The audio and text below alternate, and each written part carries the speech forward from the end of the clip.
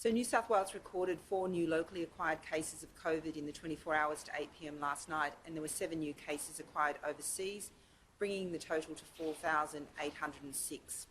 So of the 4 locally acquired cases, we had 2 cases linked to the Berala cluster, a woman in her 50s and a teenage boy, both household contacts of previously reported cases, and pleasingly, the cases were in isolation for their full infectious period.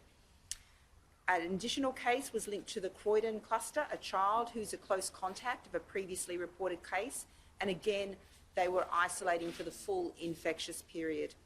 1 case remains under investigation, and that's a gentleman in his 40s from the northern zone of the Northern Beaches who was mentioned at yesterday's press conference, and I'll go into a bit more detail a bit later. So there were 26,112 tests reported to 8 p.m. last night. So can I echo the Acting Premier's call for testing? It's really pleasing to see those high rates of testing, and I want to acknowledge the work of the people in Berala and the surrounding suburbs for coming out, but we need to continue to come out, and that broader Western and Southwestern Sydney, it is critical we have those high rates of testing, as well as the northern zone of the Northern Beaches, just to give us that assurance we're not missing unrecognised chains of transmission. So investigations continue into the infection source of a man in his 40s who tested positive for COVID several days after completing 14-day period of isolation. So the man was well and asymptomatic through his isolation and tested negative on 3 occasions during his isolation period. We have tested everyone around the gentleman and haven't managed to find a source. We are still having a couple of test results pending on some more casual contacts, and we have issued some additional guidance in relation to some venue information. So we've released new information on venues of concerns in Wentworthville and Avalon. So if you were in the Wentworthville ChemSave day and night pharmacy on Station Street on Sunday the 3rd of January between 10:40 and 10:50 or 9:30 and 9:40 p.m, you need to get tested immediately and isolate until you receive a negative result. And then remember, always, if you get symptoms appear at a later stage, get tested. If you're at the following venues in Avalon, please get immediately tested and isolate until you have a negative result. The Chemist Warehouse on Barrenjoey Road on Sunday the 3rd of January from 1 to 1:15 p.m. And we have a number of days and times for the Avalon Woolworths on Barrenjoey Road. So Thursday the 31st of December between 2:20 and 2:45, Saturday the 2nd of January between 3:45 and 4:05 p.m, Sunday the 3rd of January from 12:45 to 1 p.m, Monday the 4th of January from 6:30 to 6:50 p.m, Tuesday the 5th of January from 4:45 to 5 p.m, and Wednesday the 6th of January from 12:45 to 1 p.m. So anyone at those times and places in particular, the most minimal of symptoms, please come forward to get tested. It is essential for us to understand that we have efficiently got rid of any virus transmission that may be ongoing in the northern zone of the Northern Beaches. Want to also alert the community to a sewage detection where we've got a positive sewage detection in the treatment plant at Ulladulla for the first time.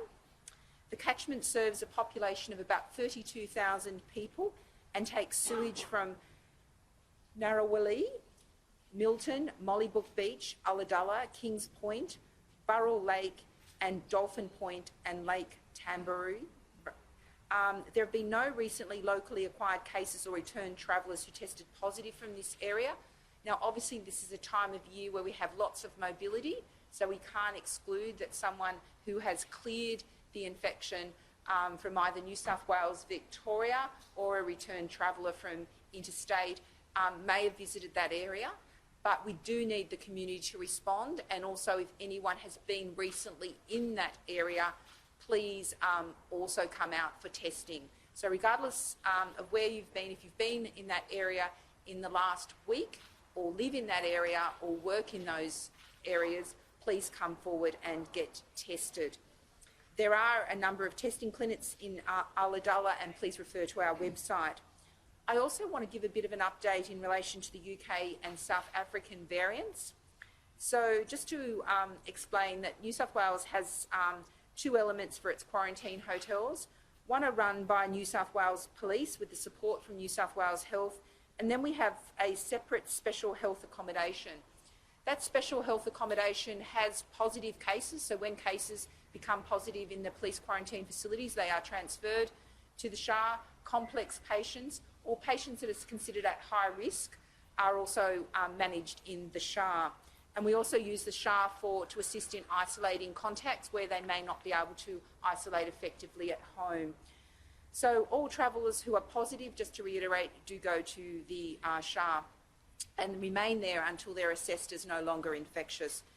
Tests taken on return travellers in hotel quarantine in New South Wales indicate that since the 30th of November, 6 have tested positive for new COVID variant identified in the UK. And in addition, preliminary tests identified a group of 4 travellers. This was preliminary test arriving last night, identified a group of 4 travellers in the SHA who are positive for the new COVID variant identified in South Africa. But further testing is underway to confirm these results. But as a precaution, the 16 people that were accompanying on that flight, the same flight, have as a precaution moved to the SHA. And that's because there are concerns that the South African strain does share the similar mutation from the UK that may be associated with increased transmissibility. And so that's why we're taking a very cautious approach there. So the remaining 2 cases with the UK strain and 4 cases with a possible South African strain are currently receiving care in the SHA and will be cleared to leave after they're clinically assessed as no longer infectious. And the remaining 4 cases with the UK strain were successfully managed in the SHA and discharged after being clinically assessed as no longer infectious. The other update I'd like to just give is to reinforce the message that the Acting Premier gave in relation to the message for people that may have left and departed the areas in Brisbane, Logan, Ipswich, Moreton and Redlands. So Queensland have taken action to announce that they'll have a stay-at-home order from 6 p.m. for those applying in Queensland. What we've immediately put in place is that anyone who has departed, left, worked or been in those areas from the 2nd of January and have subsequently come into New South Wales are obliged to self-isolate or basically have the same application of the stay-at-home orders.